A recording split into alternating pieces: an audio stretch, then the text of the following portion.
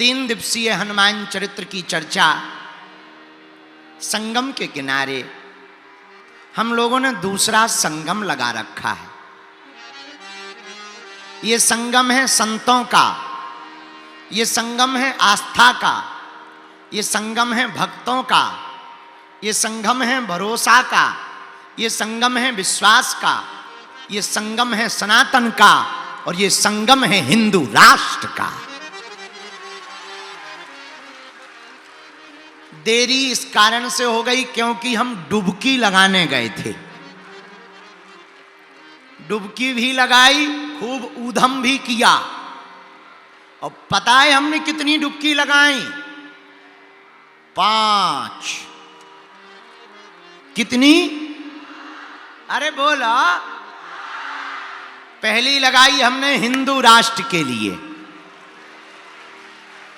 दूसरी डुबकी लगाई जो बागेश्वर धाम के परिवार वाले हैं, आ नहीं पाए उनके लिए,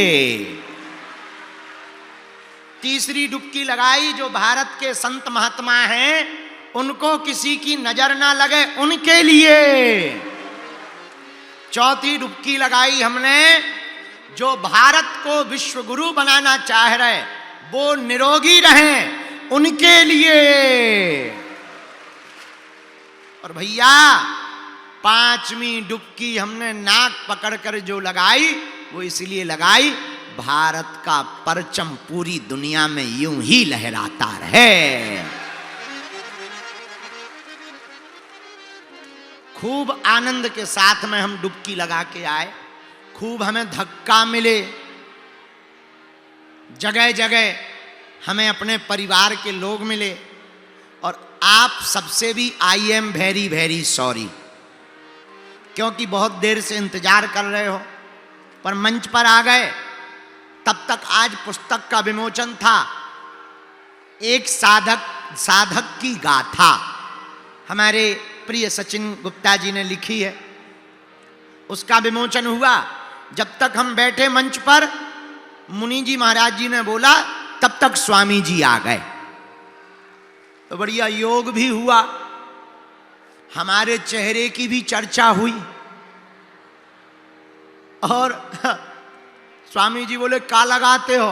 सही बताएं, हम रोज जो है एलोवेरा लगा लेते हैं। हाँ, और स्वामी जी ने बढ़िया पेट घुमा के भी दिखाया। हमें तो खूब मजा आया। एक दिन तो अकेले में हम भी घुमाते रहे, लेकिन पूरा शरीर ही घूम रहा था। हाँ, पेट नहीं घूमा, ऐसे ऐसे शरीर ही घूम रहा था। तो स्वामी जी ने योग की चर्चा की। अब हम लोग हनुमान जी से जुड़ने की चर्चा करते हैं। आप लोगों को जल्दी तो नहीं है? फ्री हो? हम भी फ्री हैं, हमें कौन सा रोटियां बनाना है। 5-10 हजार 50-20 हजार मान लो, पूरा बाहर तक मिला के 20 हजार लोग बैठे होंगे हैं पंडाल में। अच्छा, लेकिन आए कितने? करोड़ों। कथा में बैठे कितने? थोड़े। लेकिन रुक कितने रहे? और थोड़े। और सुनो, करोड़ों आए, कुछ कथा सुन रहे हैं, कुछ रुक रहे हैं, पर भैया कुछ कथा सुनकर के जीवन में उतार रहे हैं। सब नहीं उतार रहे, कुछ ही उतार रहे। बोले क्यों? बोले राम कृपा बिनु सुलभ ना। कुछ लोग तो कुंभ में आए हुए हैं तो कुछ लोग चाट ही खा रहे। चाट तो छोड़ो, कुछ लोग वो आइसक्रीम की कुल्फी में लगे, आहा। कुछ आलू टिकिया ही मसक रहे और घर जाएंगे कहेंगे हम तो कुंभ हुआ है ठटरी के बरे। अरे ये कुंभ नहीं है, संगम स्नान करना, संतों की रज में लौटना, संतों के दर्शन करना और कुंभ में आकर के तन का नहाना जरूरी नहीं है, पर महाकुंभ में आकर के मन का नहाना बहुत जरूरी है। लेकिन और सुनो, जो आ गए भगवान की बड़ी कृपा है। कुछ लोग तो घर बैठकर बयान पेल रहे हैं, ठटरी के बड़े नाक कटा रहे। मूसर चंद वो कह रहे हैं कुंभ में जाने से बीमारियां फैलती हैं। बताओ काय भैया, हज यात्रा में जाने से बीमारी नहीं फैलाता है?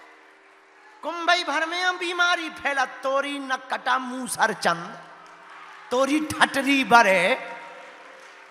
अब इसको क्या कहेंगे? चौपाई कहेंगे। राम कृपा बिनु सुलभ ना सोई। हमारे गांव में कहावत है, बुरा मत मानना, अगर बुरा लगे तो I am very very not sorry. आओ आओ आओ भैया, हमारे गांव में एक कहावत है, सभी कुतिया अगर प्रयागराज जाने लगे तो पतरी कौन चाटेगा?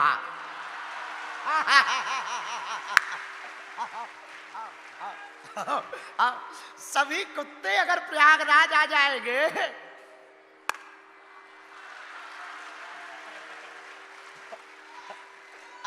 अब अच्छा, ये आप लोग गलत मत सुनना, जिन्होंने कमेंट किया हमने ये उनको नहीं बोला है। नो नो नो नो, बाकी अगर आप समझ रहे हो तो सही समझ रहे हो। बाकी हमने नाम सो किसी का नहीं लिया, इसलिए नहीं लिया कि हमें FIR थोड़ी खानी है। हम बहुत समझदार हैं, पहले हते उल्लू, अब हम होशियार हो गए हैं। पूरी बढ़िया गोली भी चला देते हैं और बेदाग बरी रहते हैं। हाँ, तो बोले क्यों? बोले राम कृपा बिनु सुलभ ना सोई। बिना राम जी की कृपा के कोई आने वाला, ये हम नहीं कह रहे, चौपाई कह रही है। एक बात और सुनो, सब लोगों को मगर ने पकड़ रखा। किसने? किसने पकड़ रखा? मगर ने। मगर ने हनुमान जी का पैर भी मगर ने पकड़ा था। हाथी का भागवत में गज का पैर भी मगर ने पकड़ा था। और आज कल के कुछ लोगों का पैर भी मगर ने पकड़ रखा। पूछो कैसे?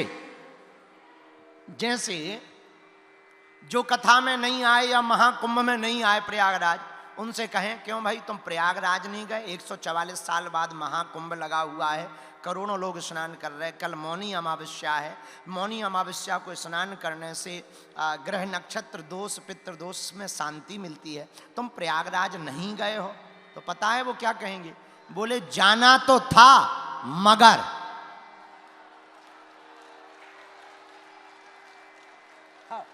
कुछ लोग कहते हैं कि नहीं नहीं हम तो पहुंच गए थे, गाड़ी 20 किलोमीटर पुलिस वालों ने बाहर पार्किंग में लगवा दी, मगर किसी से कहा जाए क्यों तुमने डुबकी लगाई, वो कहते गुरुजी हम कुंभ में संगम तक पहुंच गए, मगर। देखो सबका पैर पकड़ रखा कि नहीं? तो तुम उन भाग्यशालियों में से एक हो जिन पर राम जी ने कृपा की है, इसलिए तुम कथा में बैठे हो। जनता चुनकर के जिसको वोट देती है वो संसद में बैठता है। जनता जिसको चुनती है वो संसद में बैठता है। भगवान जिनको चुनते हैं वो कथा में बैठता है। हनुमान जी हैं। जय हनुमान ज्ञान गुण सागर, जय कपी से तिहु लोक। हनुमान जी ज्ञान के सागर हैं। अरे ज्ञान के सागर हनुमान जी महाराज कैसे हैं? ज्ञानी नामाग्रगण्यम। इतना ज्ञान हनुमान जी के पास कि ज्ञानियों में सबसे श्रेष्ठ हो गए। जब राम जी को पहली बार मिले तो राम जी लक्ष्मण जी से यही बोले, लक्ष्मण हमने ऐसा वेदज्ञ, ऐसा गुणज्ञ, ऐसा शास्त्रोक्त, ऐसा विधियोक्त, ऐसा विनयी, ऐसा विनम्र देखा नहीं है। जरा तुम देखो तो, इनसे बात करो तो ऐसा लग रहा कि कोई बहुत ज्ञानी हो। अगर शास्त्र की बात करो तो लगता है कि बड़े शास्त्रों को लाखों बार पढ़ रखा हो। वेदों की बात करो तो शास्वर वेद की ऋचाएं बोल रहे। स्वभाव देखो इतना विनम्र, भाव देखो इतना अच्छा। लक्ष्मण हमको तो लगता है मानो चारों वेद छयों शास्त्र इनके अंदर बैठ करके बोल रहे हो। ऐसा राम जी ने लक्ष्मण जी से कहा। श्री हनुमान जी के लिए तुलसीदास जी ने लिखा, जय हनुमान ज्ञान गुण सागर, जय कपीस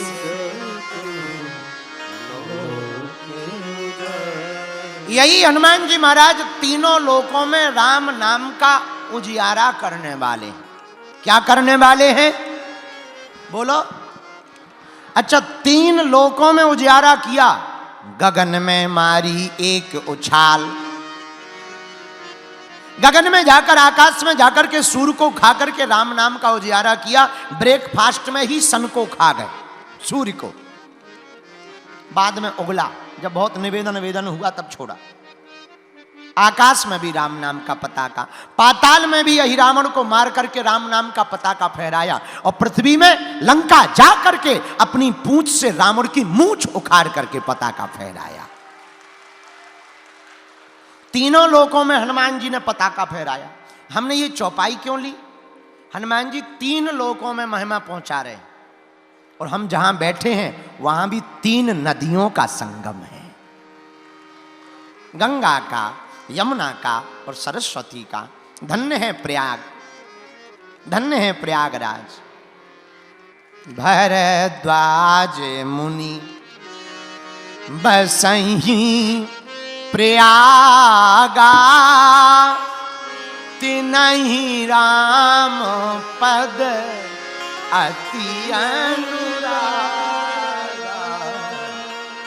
भरद्वाज मुनि बसहीं प्रयागा, तिनहि राम पद अति अनुरागा।